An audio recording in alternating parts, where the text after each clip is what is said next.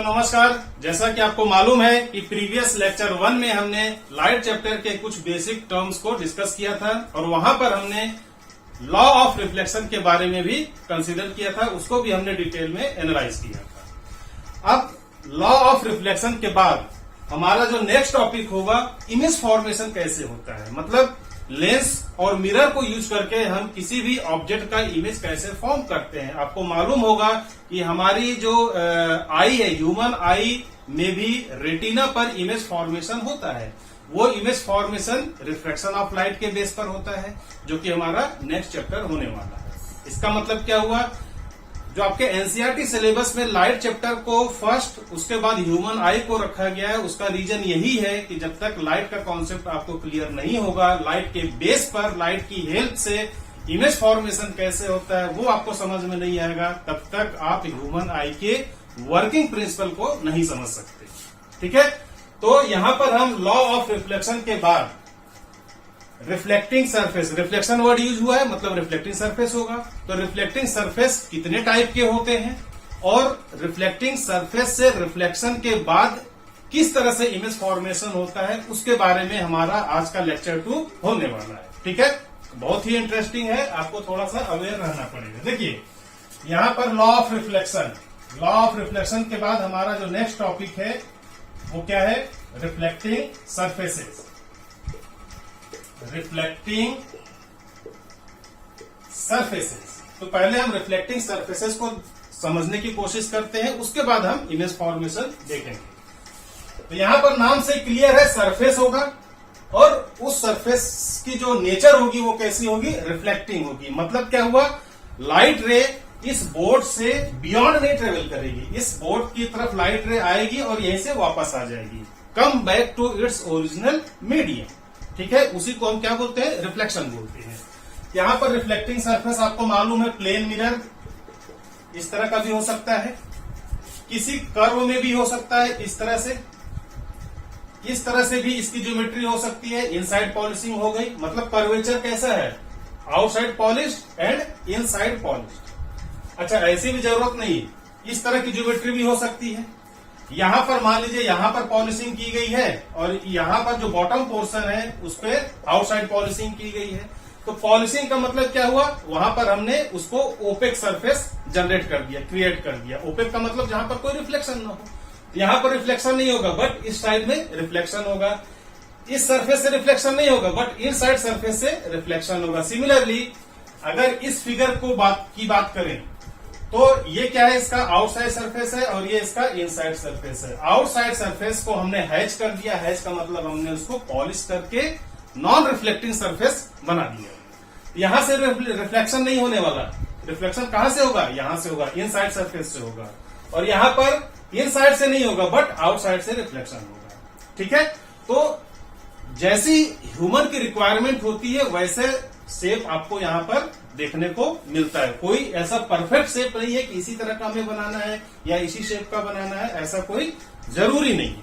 ठीक है, ओके, ये हमने सरफेसेस की बात की। प्लेन सरफेस हो सकते हैं, कर्व या कर्वेचर में भी सरफेस हो सकता है। अब यहां पर हम बात करते हैं, जो आपके सिलेबस में है वो टू टाइप के सरफेसेस की हम यहां पर बात करेंगे सिलेबस के अकॉर्डिंग। फर्स्ट क्या है, कॉनकेव। फर्स्ट हम यहां पर कॉनकेव सरफेस की बात करेंगे या कॉनकेव मिरर की बात करेंगे। आपको मालूम है अगर हमने पॉलिश कर दिया तो मिरर, अगर पॉलिश नहीं किया तो सिंपल ग्लास हो गया, है ना। तो ग्लास और मिरर में यही डिफरेंस है, ग्लास के दोनों surface, inside and outside surface, वो सरफेस पॉलिश नहीं किया जाता, बट मिरर में किसी भी वन सरफेस को अगर हम पॉलिश कर देते हैं तो वो क्या होता है, मिरर में कन्वर्ट होता है। यहां पर कॉनकेव मिरर और next convex mirror. Convex mirror, ये टू टाइप के मिरर की हम बात करेंगे। तो पहले हम समझते हैं कि मिरर की ज्योमेट्री कैसे होती है, आप उसको कैसे आइडेंटिफाई करेंगे कि this is the convex mirror and this one is concave mirror. Okay, तो यहां पर नॉर्मली क्या है, एक स्फेरिकल बॉल या स्फेरिकल ग्लास आप कंसीडर कर सकते हैं। आपने स्फेयर का एक स्फेयर लिया, स्फेयर की एक बॉल ले ली, ठीक है। स्फेयर की बॉल कैसी होगी, इस तरह से होगी, ये कैसी बॉल है? स्फेरिकल बॉल है या स्फेरिकल ग्लास की बॉल है। क्या है ये? Spherical glass. Spherical glass, glass का मतलब इसके इनसाइड और आउटसाइड सरफेस में कोई भी पॉलिशिंग अभी नहीं की गई है। अब क्या होगा? ये क्या है? एक सर्कल है। Sphere means like a circle. या स्फेयर और सर्कल में डिफरेंस है, बट यहां पर हम इसको for a moment sphere circle assume करें तो इसका क्या होगा? एक सेंटर होगा। अगर इसका सेंटर है तो इसका रेडियस भी होगा। और आपको मालूम है किसी भी यूनिक सरफेस का रेडियस या सर्कल सेंटर कभी भी चेंज नहीं होने वाला। इसका मतलब अगर इस सेंटर को हम कैपिटल सी से रिप्रेजेंट करें ये तो कभी चेंज नहीं होगा। इस सेंटर से ये जो हॉरिजॉन्टल डिस्टेंस है इसको हम कैपिटल आर से रिप्रेजेंट करें ये भी कभी चेंज नहीं होने वाला। तो किसी भी स्फेयर या किसी भी सर्कल का सेंटर, रेडियस, ये सब चीजें चेंज नहीं होने वाली। ठीक है। अब क्या हुआ? सपोज करिए इसको हमने 2 पार्ट में डिवाइड कर दिया। इसको हमने 2 पार्ट में डिवाइड कर दिया, कट कर दिया। जरूरी नहीं है ये लेफ्ट पोर्शन और राइट पोर्शन ये इक्वल शेप का हो, ये जरूरी नहीं है, बट आपने उसको कहीं से भी उसको कट कर दिया। ठीक है। तो जब हमने इसको कट कर देंगे तो इसके 2 पीस हो गए। This is first piece and this is second piece. अब क्या होगा? अभी तो ये प्योर ग्लास है, अभी इसमें रिफ्लेक्टिंग सरफेस नहीं है। रिफ्लेक्टिंग सरफेस हमें क्रिएट करना है। क्या करेंगे? पॉलिशिंग करेंगे। सपोज करिए इसको हमने इनसाइड पॉलिश कर दिया। जैसे मिरर में पॉलिशिंग होती है, रेड कलर की नॉर्मली की जाती है, सिमिलरली हमने इस फर्स्ट ग्लास के इनसाइड सरफेस को पॉलिश कर दिया। अब क्या होगा? जब लाइट रे यहां से आएगी, सपोज करिए ये आपका टॉर्च है, ये आपका क्या है? टॉर्च। यहां से लाइट रे इस डायरेक्शन में आती है, ये क्या है? टॉर्च। टॉर्च का मतलब सोर्स ऑफ लाइट, कोई भी सोर्स ऑफ लाइट हो सकता है, सोर्स ऑफ लाइट। यहां से जब लाइट रे इधर आएगी टूवर्ड्स दी मिरर 1 तो क्या होगा? यहां से रिफ्लेक्ट होगी और ये रिफ्लेक्ट होने के बाद किसी भी डायरेक्शन में मूव कर सकती है। लाइट रे किसी भी डायरेक्शन में मूव कर सकती है, लेकिन ये जो फ्रंट पोर्शन है, इसका मिरर का फ्रंट पोर्शन है, इसके बियॉन्ड ये ट्रेवल नहीं करेगी। क्यों? क्योंकि हमने इसको पॉलिश कर दिया, इसको हमने ओपेक सरफेस बना दिया है। और प्रीवियस लेक्चर में भी हमने बात की थी ओपेक सरफेस क्या होता है, जिसको हम पॉलिश कर देते हैं। इसका मतलब वहां से कोई भी रिफ्लेक्शन नहीं होता। ओके। तो इस तरह की जो ज्योमेट्री आपको देखने को मिलेगी जहां पर कोई कर्व होगा, इनसाइड सरफेस को पॉलिश करेंगे तो इसको हम क्या बोलते हैं? Convex mirror. Convex mirror. ठीक है। सिमिलरली इसको अगर हम आउटसाइड सरफेस को पॉलिश कर दें तो क्या होगा? आउटसाइड सरफेस से कोई रिफ्लेक्शन नहीं होगा। रिफ्लेक्शन कहां पर होगा? इनसाइड सरफेस से होगा। और इस तरह की ज्योमेट्री जहां पर भी आपको देखने को मिलेगी उसको हम क्या बोलते हैं? Concave mirror.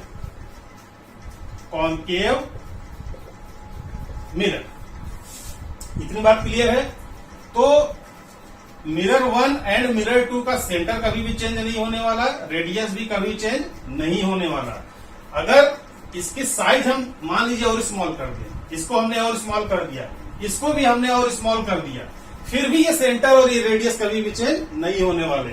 क्यों? क्योंकि अगर आप इसको एक्सटेंड करेंगे इस तरह से, जब आप इसको एक्सटेंड करते हैं कि फिर से एक कंप्लीट सर्कल या कंप्लीट स्फेरिकल फॉर्म में आ जाता है। इसका मतलब इसका सेंटर कभी भी चेंज नहीं होने वाला, इसका रेडियस भी कभी भी चेंज नहीं होने वाला। ठीक है। तो कॉन्वेक्स मिरर हमने समझ लिया, कॉनकेव मिरर समझ लिया। लेकिन प्रैक्टिकली क्या होता है? स्पून का नॉर्मली एग्जांपल देते हैं। स्पून नहीं है तो आप इस तरह हैंड से इस तरह शेप बना सकते हैं। आपने इस तरह से इसको शेप बनाया। अब क्या हुआ? इसका एक स्टैंडर्ड सरफेस है और इनसाइड कर्व्ड सरफेस है। तो इनसाइड सरफेस को अगर आपने पॉलिश कर दिया तो इस तरह की ज्योमेट्री बन गई। इनसाइड सरफेस को हमने पॉलिश किया तो इसको हम क्या बोलेंगे? Convex mirror. अगर सिमिलरली इसके एक्सटेंडेड सरफेस को हम पॉलिश करते हैं मीन्स लाइक दिस, तो इसको हम क्या बोलते हैं? कॉनकेव मिरर बोलते हैं। क्योंकि पॉलिश है, मिरर पॉलिश नहीं होता तो ये लेंस होता। ठीक है। ओके।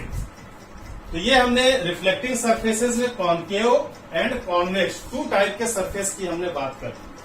अब इनके कुछ नॉमेनक्लेचर हैं जो कि आपको बहुत बार एग्जाम में पूछे जाते हैं, ऑब्जेक्टिव क्वेश्चन में भी पूछे जाते हैं। तो यहाँ पर फर्स्ट सेंटर ऑफ, क्या बोलते हैं इसको, सेंटर ऑफ कर्वेचर। कर्वेचर का मतलब क्या हुआ, ये कर्व है, कर्व है इसलिए कर्वेचर। अगर कर्व नहीं होता तो स्ट्रेट लाइन होती, ठीक है।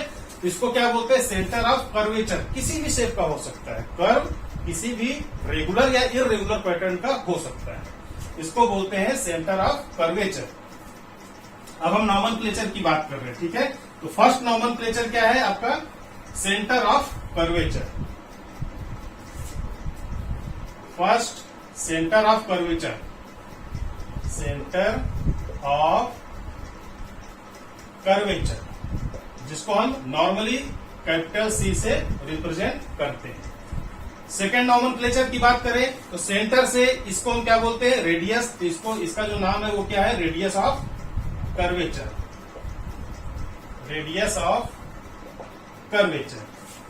थर्ड क्या होगा, सपोज करिए मिरर यहां तक है, सपोज करिए मिरर, सॉरी ग्लास यहां तक है, लेकिन हमने ग्लास यहां तक है, इस पॉइंट पर, इसको हम पॉइंट नंबर ए, इसको हम पॉइंट नंबर बी एज्यूम करते हैं, ठीक है।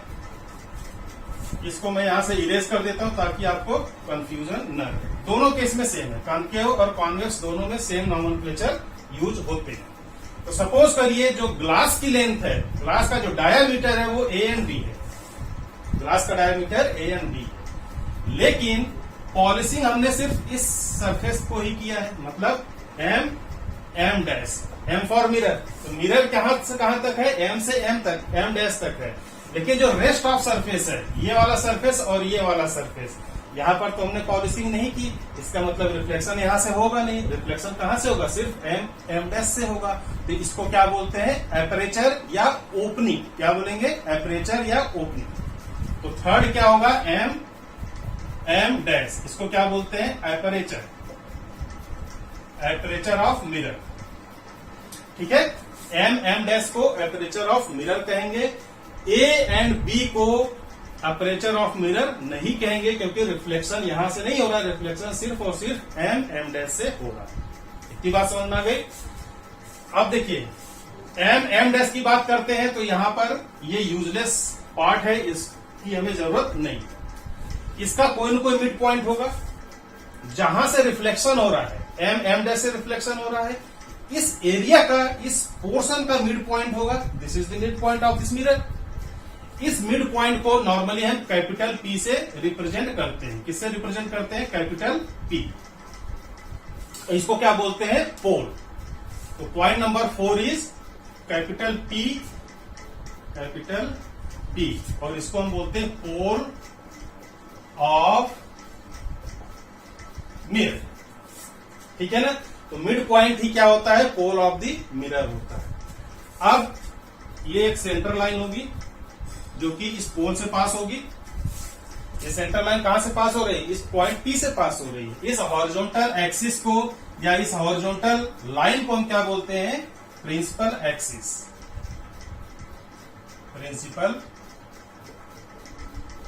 प्रिंसिपल एक्सिस, ठीक है।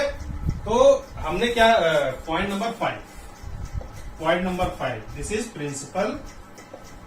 प्रिंसिपल एक्सिस, ठीक है ना। तो इतने टर्म आपको यहां पर यूज होने वाले। Point number 1 centre of curvature, radius of curvature, aperture, aperture means opening भी आप इसको कह सकते हैं, जहां से रिफ्लेक्शन होता है। P is the pole of the mirror, this is the center point of the mirror, and this horizontal surface is known as principal axis. तो इस प्रिंसिपल एक्सिस पे ही जितने भी पॉइंट हैं वो कंसीडर किए जाते हैं। साइंटिस्ट ने एक्सपेरिमेंट किए और RCT ये 3 पॉइंट उन्होंने डेवलप किया। इसके बाद क्या होता है, फोकस पॉइंट होता है।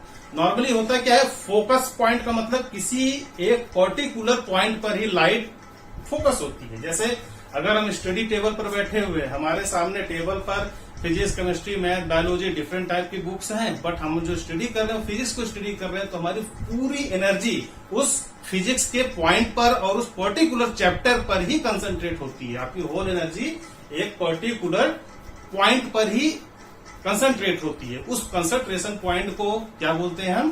फोकस पॉइंट बोलते हैं। आपका फोकस पॉइंट कहाँ है? फिजिक्स की बुक पर है, पर जबकि वहां पर chemistry, biology, math, different type की बुक्स ऑलरेडी अवेलेबल है, लेकिन आपका फोकस सिर्फ फिजिक्स पर है। ठीक है, तो वैसे यहां पर लाइट रे यहां भी ट्रेवल करेगी। लाइट रे यहां इस पॉइंट पर भी इंसिडेंट होगी, इस पॉइंट पर भी इंसिडेंट होगी। This point is also incident point of the light.